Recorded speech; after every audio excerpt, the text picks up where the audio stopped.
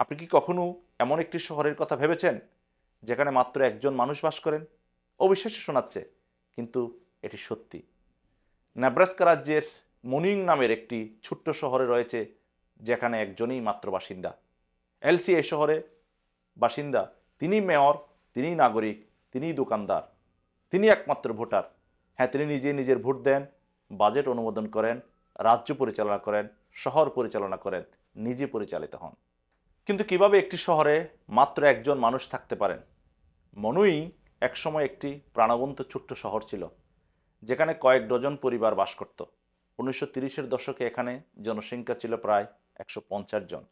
কিন্তু সময়ের সাথে সাথে অনেকেই কাজের সন্ধানে অন্য শহরে চলে যান। আশপাশের শহরগুলিতে আধুনিক সুযোগ সুবিধা বেশি থাকায় মনুই আস্তে আস্তে ফাঁকা হতে থাকে। অবশেষে 2004 সালে এলসি আইলারের স্বামী রুডি আইলার মারা গেলে তিনি একাই এই শহরের শেষ বাসিন্দা হয়ে যান। এলসি আইলার মনুইতে একা থাকলেও তিনি একেবারে নিঃসঙ্গ নন। তিনি একটি ছোট্ট টারবাইন চালান যেখানে আশপাশের শহর থেকে অনেকে আসেন তার সাথে সময় কাটাতে। আশপাশের মানুষ তাকে ভালোবাসেন এবং তার ক্যাফেতে এসে গল্প করতে পছন্দ করেন। যেহেতু মনুই এখনও একটি আনুষ্ঠানিক শহর হিসেবে স্বীকৃত, তাই এলসি আইলার নিজেই নিজের জন্য বার্ষিক ট্যাক্স নির্ধারণ করেন, নিজেই শহরের উন্নয়ন পরিকল্পনার অনুমোদন করেন এবং সরকারি কাগজপত্র পূরণ করেন। একজনের জন্য পুরো একটি শহর চালানো কেমন লাগে? এলসি বলেন, আমি এখানে থাকতে ভালোবাসি কারণ এটা আমার বাড়ি। তিনি কখনো এই শহর ছেড়ে কোথাও যেতে চাননি।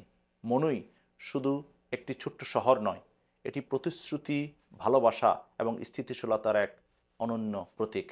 যেখানে একসময় শতাধিক মানুষ ছিল, সেখানে আজ শুধুমাত্র একজন মানুষ শহরটিকে আঁকড়ে রেখেছেন।